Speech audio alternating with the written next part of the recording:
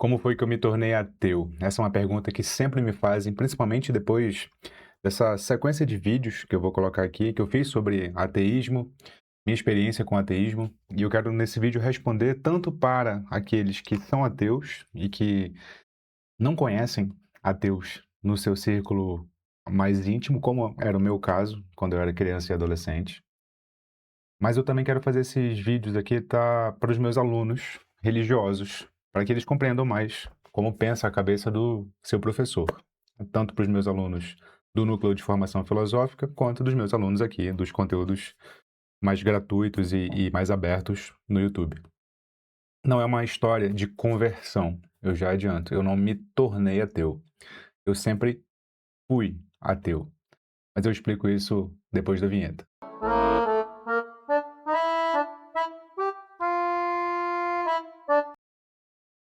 Vamos lá, eu tô aqui com o meu computador. Ih, acho que essa aqui é melhor. Essa aqui é melhor. Pronto. Eu tô aqui com o meu computador diante de mim e eu quero seguir essa estrutura que eu bolei para não me perder, esse roteirinho aqui. Então vamos lá, eu vou dividir aqui em 6 pontos, pode ser? E o primeiro deles é de onde é que veio o meu ateísmo, ou seja, qual que era o mundo em que eu nasci. Eu fui criado por um pai ateu e uma mãe religiosa. O que isso significa? Significa que eu tive influência dos dois, mas que claramente uma foi mais decisiva que a outra, a do meu pai ateu. Então, eu não fui batizado em nenhuma igreja. Eu não cresci de acordo com nenhuma orientação religiosa. Isso diz muito da relação dos meus pais. Como a minha mãe era religiosa e meu pai não era, eles concordaram em ter uma criação a mais aberta possível. Então, os dois tentaram me influenciar ao longo da vida. Vou contar um pouco sobre isso aqui. Mas quem teve papel decisivo foi meu pai. Eu acho que vale contextualizar de onde é que meu pai tirou o ateísmo, porque isso tem muito a ver com o modo como eu me enxergo. Meu pai cresceu católico. Nós somos de Manaus, Amazonas. Hoje eu não vivo mais em Manaus. Hoje eu vivo no Rio de Janeiro, no sul fluminense, uma cidade chamada Resende, muito bonita, por sinal, pertinho de São Paulo e de Minas também. Mas nós somos de Manaus. Meu pai nasceu na periferia de Manaus, assim como a minha mãe, né? Nasceu pobre. Na periferia de Manaus, a presença da Igreja Católica na época em que ele nasceu, meu pai era da década de 60, 1960, era muito presente, era bem mais presente que as igrejas evangélicas são, né? Ou, por exemplo, hoje.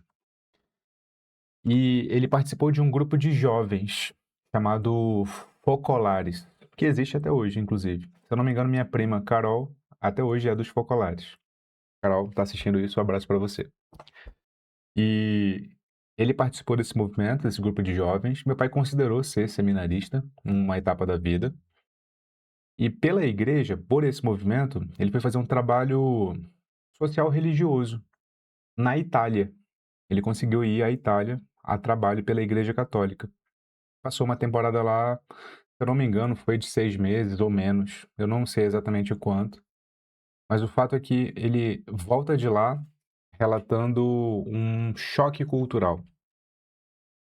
Essas coisas são muito complexas quando acontecem, né? Mas o que ficou na minha memória da experiência do meu pai foi que o choque cultural que ele teve foi em relação à desigualdade social que ele encontrava no Brasil e no contexto manauara dele e que ele encontrou lá. Então, as classes sociais pobres na Itália tinham acesso a bens de dignidade básica, uma casa decente e um carro.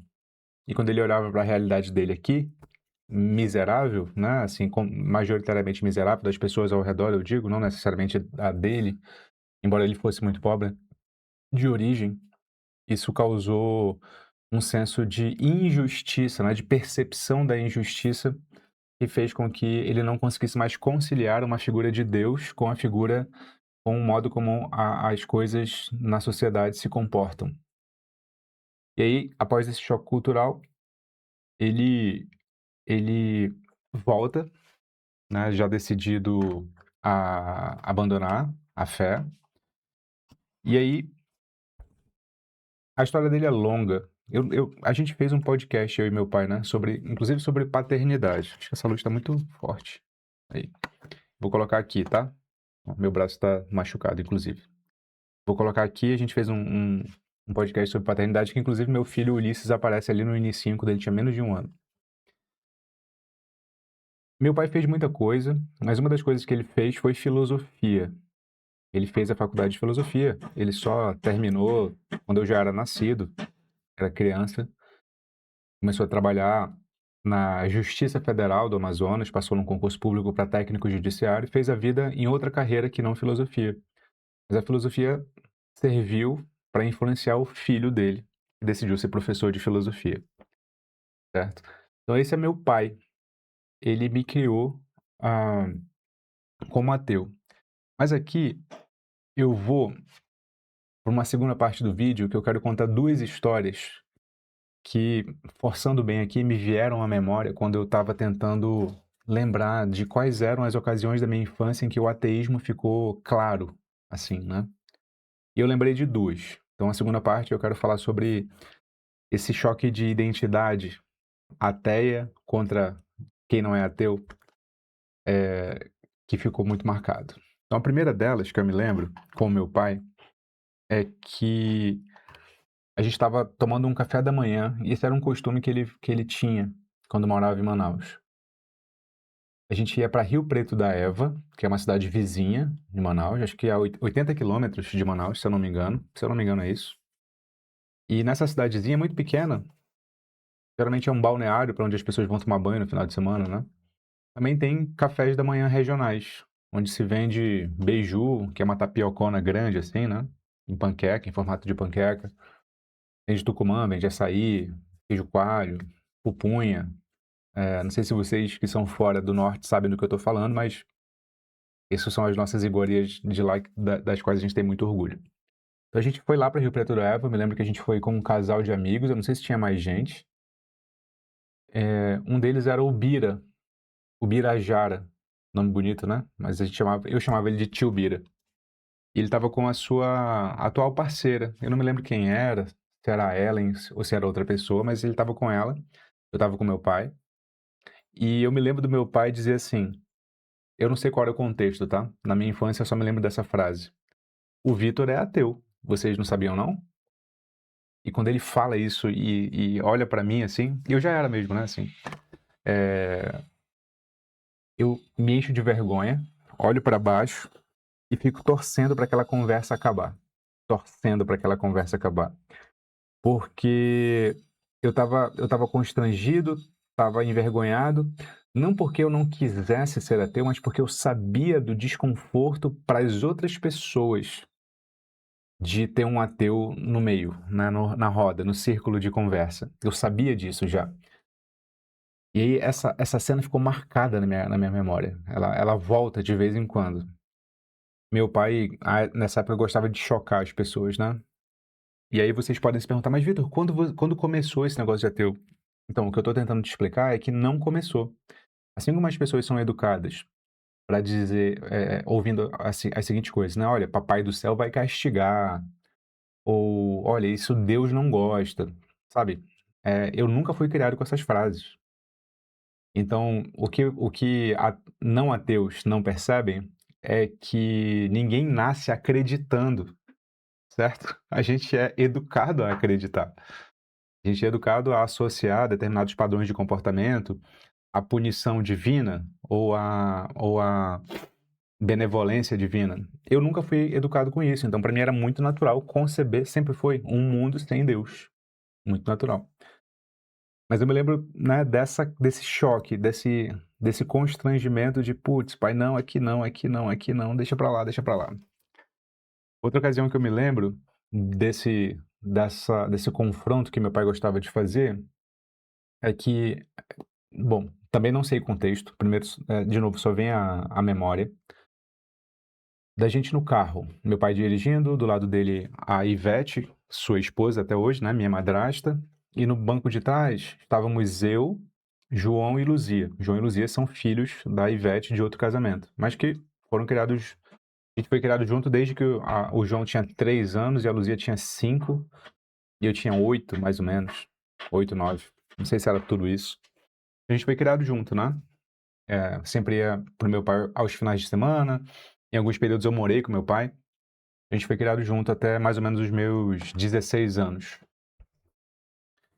E aí eu me lembro que estava chovendo, e eu gostava muito de ficar dentro do carro, no banco de trás, com meu pai dirigindo e chovendo, eu gostava de olhar para a janela para aquilo. E o João olha para a chuva e fala: "Olha, Deus está mandando a chuva". Alguma coisa assim, alguma frase parecida com isso. Meu pai do banco da frente fala: "Não existe Deus, João. Não existe Deus". Eu me lembro que, ao contrário da outra cena, essa para mim foi mais engraçada, porque não era eu que estava no foco, né? Então, como era o João, e aí eu ri do João. Retrospectivamente olhando, deve ter sido horrível pro João, né? Passar por essa situação, deve ter sido no mínimo confuso. Mas meu pai fazia esse tipo de coisa. Então, era mais ou menos isso, né? Eu nunca fui criado com atribuições de fenômenos naturais a Deus, nem fenômenos naturais, nem fenômenos morais. Isso fez com que eu enxergasse o mundo de modo não divino, assim, naturalmente. E meu pai fazia questão de lembrar que Deus não existia quando havia essas situações, entende? Então é isso que compõe a educação básica de alguém que cresce ateu, eu diria. Espero que essas duas histórias ilustrem o que eu quero falar. Mas aqui eu vou para uma terceira parte da minha, do meu relato, que são, assim, houve ocasiões em que eu deixei de ser ateu, já que o meu normal era ser ateu. Essa é a terceira parte, então. Minha mãe, que era religiosa, como eu falei para vocês no início, ofereceu alguns contrapontos, né? Falei para vocês isso. E o primeiro contraponto de que eu me lembro é que ela tentou me batizar na Igreja Católica. Na época, nós morávamos num bairro chamado Cidade Nova, que existe até hoje. Gigantesco bairro. Era um bairro periférico, mas não, bom, ao meu ver, não dos piores, né? Embora ele fosse muito grande, então houvesse partes melhores e piores. E a gente morava perto de uma igreja central ali do bairro, e ela quis me batizar. Só que, como eu era já crescido, o requisito para se batizar era que eu fizesse os cursos ali, né? Talvez crisma. Eu não sei exatamente quais são os cursos necessários agora, me fugiram da memória. E eu não tinha tempo para fazer, porque, né, não batia com os horários que eu estudava, que eu fazia outras coisas. A igreja era perto de casa, mas não era exatamente ao lado, de modo que eu tinha que pegar um ônibus de 10, 15 minutos para ir, outro para voltar e tal. Não ficava executável o batismo. E aí nunca deu certo. Eu me lembro que ela tentou durante alguns anos, eu cheguei aí, à igreja com ela e tal, mas nunca deu certo. Tempos depois, a minha mãe se torna umbandista. Então ela continua sendo cristã, no sentido de que ela aceita Jesus como seu salvador, só que ela acrescenta ao seu panteão de divindades outras, né, das religiões afro-brasileiras. E eu passo a frequentar, não frequentar, mas ir a ocasiões festivas, né, do terreiro em que ela frequentava. Me lembro que eu gostei muito, principalmente da musicalidade, gostei muito do panteão, que para mim refletia muito mais a experiência humana do que os monoteísmos. Por exemplo, no panteão umbandista não existe só o sumo bem e o sumo mal, existe todo um espectro, né, de cores entre esses dois polos que compõem as divindades e que são reflexo dos adeptos também. Para mim isso é muito mais rico, me soa muito mais rico do que o panteão monoteísta. Mas era assim que eu me relacionava com a religião, principalmente da minha mãe. Era mais por curiosidade antropológica que por outra coisa. Então, era mais por afinidade estética, mais do que intelectual, do que outra coisa. Só que, bom, esses são os contrapontos que nunca vingaram, né? Assim, numa terceira história, ainda aqui, né, nesses contrapontos, eu me lembro que eu e minha mãe, Nas raras ocasiões que nós íamos ao cinema juntos, porque como eu ficava com ela durante a semana e aos finais de semana com meu pai, eles são separados, obviamente, né? Depois dessa informação você concluiu isso. Ela quase não tinha tempo de me levar para lazer, porque ela trabalhava. Mas eu me lembro que nessa vez a gente foi, eu e ela, e a gente foi assistir no cinema. Você lembra da Paixão de Cristo, dirigida pelo Mel Gibson, com o Jim Caviezel como Jesus Cristo, que hoje é um ator vinculado à direita internacional. Inclusive, curiosidade aqui, o Jim Caviezel está fazendo um filme que é a biografia do ex-presidente Jair Bolsonaro. Ele vai fazer o Bolsonaro, né? Fecha parênteses aqui, de tanto que as coisas mudam, né? Mas enfim, o Jesus do Jim Caviezel é muito convincente, dirigido pelo Mel Gibson. Convincente no sentido assim, é uma excelente obra de arte cinematográfica que, que é muito crua em relação ao sofrimento de Cristo. Então ela retrata o sofrimento de Cristo de modo muito cru, sem muitas barreiras assim.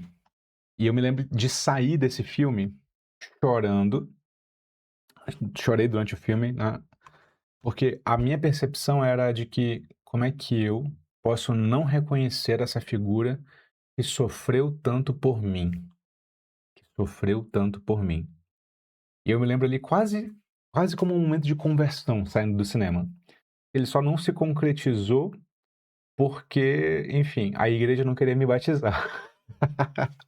Então, ó, a Igreja Católica perdeu um professor de filosofia é, católico porque ela era muito burocrata, né? Piadinha aqui com vocês, meus alunos católicos. Mas eu me lembro dessa semi-conversão, né? Desse estado de arrebatamento, assim. Mas, bom, o fato é que não foi para frente, a minha vida continuou normalmente depois disso. Mas, assim, e aqui eu vou para um quarto momento, que eu acho relevante falar também, sobre ateísmo, que é o custo social do ateísmo. Assim, você que é ateu, se você é muito jovem, ou se você tem mais a minha idade, né, por volta dos 30 para 40 anos, assim, eu tô com atualmente 36, né, no momento que eu gravo esse vídeo. Você sabe que é muito raro você encontrar outro ateu, né? Nós somos minoria, é isso, né? Nós não somos uma minoria sociológica, no sentido de que precisamos de auxílio do governo para viver, mas nós somos uma minoria no mundo. E eu me lembro que quando criança, eu não falava que eu era ateu em outros círculos, né? Assim, porque ninguém era. Mas uma vez, eu não me lembro por quê, eu tinha um amigo que era mais ou menos que o líder da turma, um amigo de rua, né? Da rua de casa, que era meu vizinho, morava na casa ao lado. O nome dele era Elton, mas a gente chamava ele de Quinho, porque a mãe dele chamava ele assim. Talvez seja, né, um resquício de molequinho, talvez. Mas a gente chamava ele de Quinho. E o Quinho era mais velho, enquanto a gente tinha 8 anos, ele tinha 12. Eu acho que ele tinha 4 anos mais que a gente. Eu me lembro que numa dessas conversas com o Quinho e com os moleques lá, eu falei que meu pai era ateu. Meu pai é ateu. E eu me lembro das palavras dele com aquele sotaque amazonense, que se você é fora do norte, você não vai ter a menor ideia do que é, mas eu vou tentar reproduzir. Coloquei as frases aqui que eu me lembrava. Quinho fala: ele é lesa, ele é bestada, duvidar de Deus, só duvida de Deus quem é abestado, rapaz. E aí eu me lembro disso, e como ele era o mais velho, mais forte e mais inteligente que a gente na época, né? Eu só abaixei a cabeça e não discuti, né? Porque fiquei envergonhado de novo. Então, assim, a pressão social de um ateu que nasce na periferia de Manaus, cercada de religiosidade, é fingir que é cristão. Eu, de fato, fui a algumas igrejas durante a minha infância. Eu lembro que teve uma que era uma igreja itinerante, era uma igreja evangélica, não católica. Perto de casa tinha um campo de futebol, onde havia festividades regionais ali do próprio conjunto, né, dos próprios moradores. Por exemplo, no meio do ano tinha a festa junina e tal. E às vezes havia circos, né, que colocavam ali sua lona, e essa igreja foi. E eu me lembro que eles fizeram um processo de evangelização bem interessante. porque eles iam de porta em porta, né, no bairro, e davam o panfletinho. E eu me lembro que eles faziam uma coisa muito legal. Legal do ponto de vista do marketing, né? Que eles faziam a gente assinar um documento. Assinar um documento se comprometendo aí. E eu me lembro que isso me gerou uma expectativa de cumprir o prometido. Porra, eu assinei, né? Eu me lembro que eu não tinha assinatura ainda. E algum deles assinou por mim, uma assinatura bonitona. Eu falei, caraca, que assinatura bonita. Eu comecei a reproduzir essa assinatura durante muito tempo da minha vida. Hoje não é mais essa assinatura, mas eu me lembro. E o que eles faziam? Eles colocavam filmes, eles exibiam filmes das histórias da Bíblia, né? Então, filmes do Novo Testamento, do Velho Testamento. Então, eles pegavam um retroprojetor e colocavam assim. Era massa, né? Porque, pô, a gente entrava naquela lona de noite, acho que era 7 horas. Eles exibiam o filme e a gente via o filme. Eu achava sensacional aquilo, de graça ver filme, pô. E eu me lembro de frequentar a igreja itinerante. Eles se foram e a gente não frequentou mais. Mas era isso, eu era ateu, mas eu frequentava a religiosidade das pessoas, porque, bom, tudo que eu queria ali era só conviver normalmente, né? Isso só foi mudar no meu ensino médio, porque eu estudava numa escola lá em Manaus ainda, chamada Instituto Batista Ida Nelson. Fica lá no bairro de Adrianópolis, é um bairro mais chique e tal. É uma escola boa, meus pais me colocaram lá porque ela era uma escola boa e porque ficava perto de onde eles trabalhavam, né? Falei que meu pai virou técnico judiciário da Justiça Federal. Minha mãe também, depois, fez concurso e ficou lá. Então, o Ida Nelson, como a gente chama, é perto do trabalho deles, então eles me colocaram lá. No ensino médio, eu conheci 2 amigos, o Yuri e o Rodrigo. O Yuri era a pessoa mais inteligente que eu já tinha conhecido até então, né, na escola. Lia muito, sabia de muita coisa. Era um metaleiro, cabelo grande assim, branco, cabelo vermelho, né? Ele era bem brancão e tal. E já tinha lido Nietzsche, eu já tinha lido também nessa altura. Outro dia, já contei essa história mais de uma vez da minha relação com a leitura, mas eu já tinha me aventurado em Nietzsche a essa altura, no ensino médio. E o Rodrigo era religioso inicialmente, mas eu peguei o processo dele de duvidar da religiosidade evangélica e migrar para o budismo. Então, o budismo que ele era adepto, de que ele era adepto não era exatamente o budismo que acreditava no panteão hindu, era um budismo mais sem Deus, né? Era um budismo mais com as práticas. E assim, esse núcleo, né, esse núcleo de colegas ali me causou acolhida até o segundo ano do ensino médio. No terceiro ano, eu fui para o Ceará morar com meu pai. Estudei numa escola chamada Espaço Aberto, lá no bairro do Papicu, perto da Praia do Futuro, para quem conhece essa região aí. E ali o meu núcleo de amigos era o Maurício, que a gente chamava de Speed, porque ele era lento. Tinha o Fred e tinha a Nina. Tinha mais, mas acho que esses 3 eram os melhores, as pessoas que eu mais me apeguei, né, naquele tempo ali. Eu não sei se eles eram ateus efetivamente, mas eles eram todos muito seculares, né? Muito inteligentes, gostavam muito de história. Eles me despertaram essa paixão, inclusive. E foi um núcleo que me acolheu no ateísmo, né? Eu me sentia à vontade de falar que era ateu, né? Sem ser julgado ou coisa do tipo. E então é isso, uma vida inteira, né? Assim, até os meus. Nessa época que eu fui pro terceiro ano, eu tinha 16 para 17, então até os meus 16 para 17. Então, no segundo ano eu tinha 15, né? Então, até os meus 15, né? Digamos assim, eu tinha que não tocar no assunto. Eu tinha que suprimir esse lado de quem eu era, né? Então, esse foi o custo social. E depois desse processo, e aqui eu vou para uma quinta etapa do que eu quero relatar desse ateísmo de vida, eu tive, aí já estudando filosofia, né? Eu inicialmente fui fazer direito, voltei depois do terceiro ano para Manaus, fui fazer direito em Manaus. Fiz o direito, desisti do direito. Essa é outra história que eu já contei antes, mas se você quiser, coloque aí nos comentários que eu conto também. E vim fazer filosofia no Rio. Quando eu vim fazer filosofia no Rio, meu repertório expandiu, né? As minhas leituras expandiram, as minhas referências expandiram, e não preciso dizer que na faculdade, pelo menos na faculdade que eu fiz, é muito normal se considerar ateu, embora não haja só ateus. Eu fiz na Universidade Federal Rural do Rio de Janeiro, na cidade de Seropédica, e havia muitos evangélicos e muitos cristãos fazendo filosofia. Mas era muito comum ter pessoas agnósticas, ateias ou para quem esse debate nem importa. Então era muito comum o sistema de abertura de pensamento.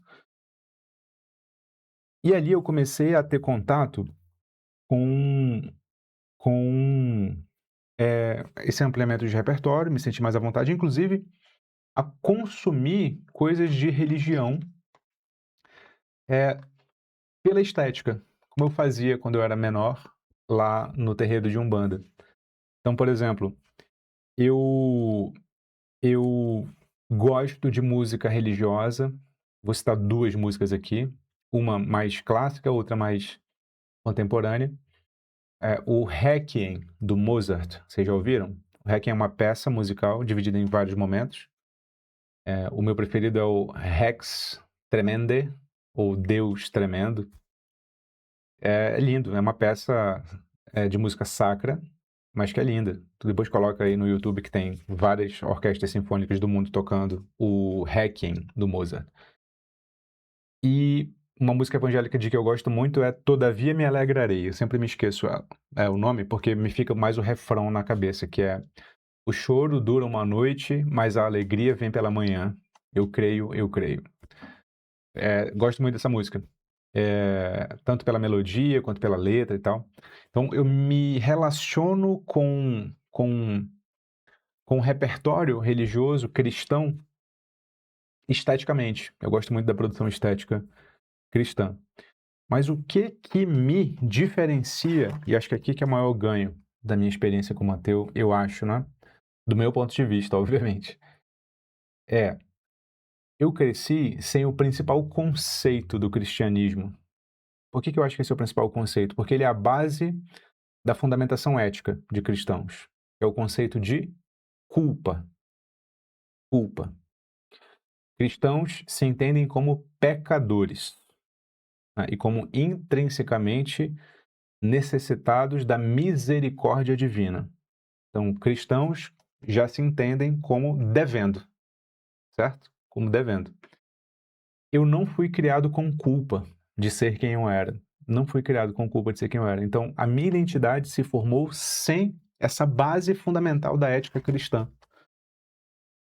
Como é que eu traduzo isso para quem foi criado à base de sentir culpa de quem é? Para mim foi muito mais fácil entender, por exemplo, que eu não me confundia com os pensamentos mais atrozes que eu tinha, por exemplo. Geralmente, com os cristãos, pelo menos que eu tive contato, eles se sentiam muito mal quando tinham pensamentos intrusivos. Cara, como é que eu tô pensando isso? Eu sou uma péssima pessoa por pensar isso. Nossa, eu tô pensando isso de fulano, tô pensando isso de ciclano, tô pensando isso da minha mãe, tô pensando isso do meu filho. Eu nunca tive problemas com esses pensamentos intrusivos e que muitas vezes contrariam até as normas morais mais básicas. Esses pensamentos vêm, todo mundo tem esse tipo de pensamento. E exatamente esse pensamento aí que você está pensando agora e que a gente não pode falar. Só que eu, quando eles vêm, apenas observo, dou um sorriso e deixo eles passarem. Eu sei que isso é uma técnica de meditação, inclusive, mas que eu tenho desde sempre. Porque eu não sinto culpa por ser quem eu sou. Esse é um traço de personalidade que eu acho que é a principal vantagem dos ateus. A principal vantagem dos ateus. Mas é claro que desvantagem dos ateus é, bom, a gente não tem rituais que dão significado a cada etapa do ano, o que dá um norte do que fazer, né? Tipo quaresma, a gente está agora em abril. Eu gosto de rituais, eu gosto de ter um norte do que fazer. A gente não tem, bom, a música, né, sacra, que eu adoro. A gente não tem, bom, essa comunidade em torno de um valor comum. Acho que ateus são muito mais individualistas do que religiosos, cristãos. Falando cristão porque é a religião majoritária desse lado do mundo, tá, gente? Por isso que eu tô falando cristão.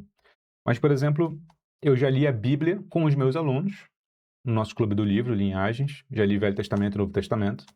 Já li Confissões do Santo Agostinho. Já li tudo isso no clube do livro com os alunos. Já li A Suma contra os Gentios, do Tomás de Aquino. Tudo isso com os alunos. Então, o fato de eu ser ateu não me impede de acessar a literatura religiosa cristã. Então, a gente já foi no cerne, né? A gente já leu a Bíblia juntos, a gente já leu Confissões, a gente já leu Suma contra os Gentios. Os meus alunos têm repertório religioso, ainda que eu não seja religioso. E, para surpresa de vocês, talvez não seja tão surpresa assim, a constatação é que os religiosos não leem os livros que eles deveriam ler, né? Não é uma coisa rara encontrar um religioso que não leu o próprio livro sagrado. Não é tão raro assim. Então, assim, como é que é o meu hoje, né? Como é que eu vejo a questão hoje? Então, aqui é a sexta e última parte. Eu acredito piamente que existe espiritualidade sem Deus. Acredito mesmo. Porque eu entendo espiritualidade de modo laico como o entendimento e a prática de que existe algo maior que nós que fundamenta a nossa hierarquia de valores. Percebe? Espiritualidade é o entendimento e a prática de que existe algo maior que nós, que vai além de nós, que fundamenta a nossa hierarquia de valores. Vitor, mas isso é Deus. Não necessariamente. Não necessariamente. Isso pode ser qualquer coisa que seja maior que nós. Eu vou do mais simples até o mais complexo. Pode ser o meu filho, ele é maior que eu. Eu daria a vida pelo meu filho. Pode ser a minha esposa, ela é maior que eu. Eu daria a vida pela minha esposa. Pode ser eles dois, né? A minha família, a família que eu constituí, eles são maiores que eu. Para quem é nacionalista, pode ser um país, a pátria, e a gente vai ficando mais abstrato e mais complexo. Para quem é revolucionário, pode ser uma causa, a liberdade, a igualdade. Tudo isso são coisas maiores que hierarquizam os valores na vida de alguém. Isso é transcendência, não religiosa, mas é transcendência. Vitor, mas transcendência é uma palavra religiosa. Não, transcendência é uma palavra religiosa hoje, mas ela não é exclusivamente religiosa. Não é. Isso, essa minha posição, esse meu posicionamento, é devido à filosofia existencialista.